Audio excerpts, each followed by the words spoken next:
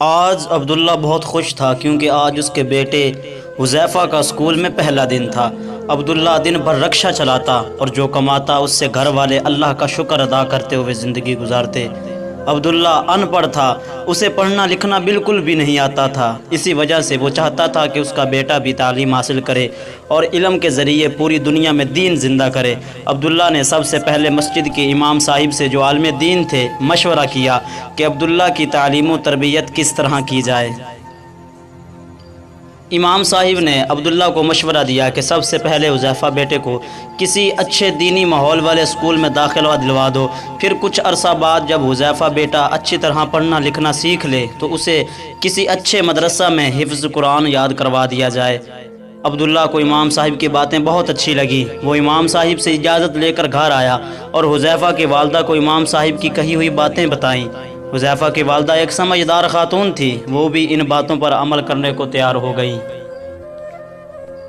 عبداللہ گھر کے قریب موجود اسکول گیا اور حذیفہ کا داخلہ اسکول میں کروا دیا۔ آج حذیفہ کا اسکول جانے کا پہلا دن تھا، ایسے لگ رہا تھا کہ عبداللہ کے گھر میں عید آ گئی ہے۔ سب گھر والے خوش تھے کہ آج حذیفہ اسکول جائے گا۔ حذیفہ کو اسکول کی نئی وردی یونیفارم پہنائی گئی۔ آئی نے جلدی سے لنچ باکس میں حذیفہ کا پسندیدہ کھانا رکھ دیا اور حذیفہ کو پیار سے سمجھایا کہ دیکھو بیٹا، جب کھانے کا وقفہ ہو تو ہاتھ دھو کر بسم اللہ پڑھ کر سیدھے ہاتھ سے کھانا کھانا اور اپنے ساتھیوں کو بھی کھلانا۔ حذیفہ میاں اپنے ابا جان کے رکشہ میں بیٹھ کر اسکول پہنچے۔ لیکن یہ کیا، جیسے ہی عبداللہ حذیفہ کو اسکول چھوڑ کر واپس آنے لگا، حذیفہ نے رونا شروع کر دیا اور اس زور سے رونا شروع کیا کہ عبداللہ کو اسے واپس گھر لانا پڑا۔ گھر آ کر عبداللہ نے حذیفہ کو بہت سمجھایا اور علم حاصل کرنے کے فضائل سنائے، لیکن حذیفہ میاں نہ مانے اور اسکول جانے کے لیے بالکل تیار نہ تھے۔ اب تو عبداللہ بہت پریشان ہوا اور حذیفہ کی والدہ سے مشورہ کیا۔ انہوں نے عبداللہ کو سمجھایا کہ کچھ دنوں میں سب ٹھیک ہو جائے گا، آپ اسے اس کے حال پر چھوڑ دیں اور اللہ سے دعا کریں۔ عبداللہ نے ایسا ہی کیا، وہ روزانہ ہر فرض نماز کے بعد حذیفہ کے لیے دعا کرتا۔ حذیفہ میاں اپنی مستی میں مگن تھے، وہ دن کو باہر نکلتے، دوستوں میں کھیلتے اور شام کو گھر آ کر کھانا کھا کر سو جاتے۔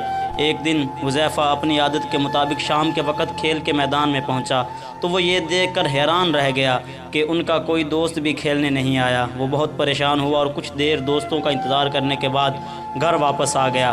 دوسرے دن بھی یہی ہوا، یہاں تک کہ پورا دن گزر گیا۔ اب حذیفہ نے بھی گھر سے نکلنا چھوڑ دیا۔ ایک ہفتے کے بعد حذیفہ کے دروازے پر کسی نے دستک دی۔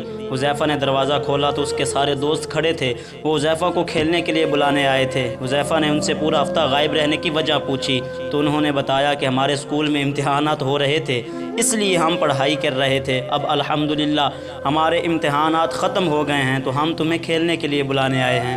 حذیفہ ان کی باتیں سن کر حیران رہ گیا۔ اس نے امتحان کا لفظ پہلی مرتبہ سنا تھا، اسے نہیں پتہ تھا کہ امتحان کیا ہوتا ہے۔ دوستوں کے سامنے تو اس نے کچھ نہیں کہا، خاموشی سے ان کے ساتھ کھیلنے چلا گیا۔ لیکن جب شام کو کھیل کر گھر واپس آیا تو رات کے کھانے پر اس نے عبداللہ سے پوچھا کہ ابو جان یہ امتحان کیا ہوتا ہے؟ ابو جان نے کہا کہ بیٹا، جو بچے اسکول میں پڑھتے ہیں ان کی پڑھائی کا سال گزرنے پر ان سے اس پڑھائی کے متعلق سوالات کیے جاتے ہیں اور دیکھا جاتا ہے کہ کس بچے نے اپنا سبق اچھی طرح یاد کیا ہے۔ سب سے اچھی طرح سبق یاد کرنے والے بچے کو اچھے انعام دیے جاتے ہیں اور گھر والے بھی خوش ہو کر ان کو انعامات دیتے ہیں۔ انعامات کا سن کر حذیفہ کے منہ میں پانی آ گیا۔ اس نے اپنے ابو سے کہا،